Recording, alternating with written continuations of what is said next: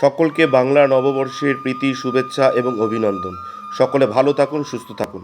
আমরা পৌঁছে গেছিলাম রানী রাসমণি ঘাটে।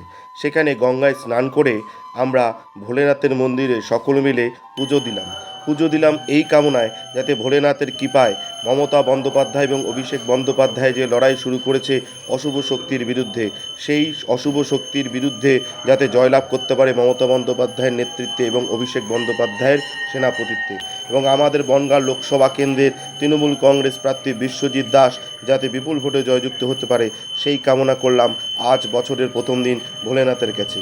এবং এই লড়াইয়ে আমরা সবাই জিতব। ভগবান সকলের মঙ্গল করুক, সকলে ভালো থাকুন, সুস্থ থাকুন। জয় শিব শম্ভু, হর হর মহাদেব, জয় মহাকাল, ওম নমঃ শিবায়।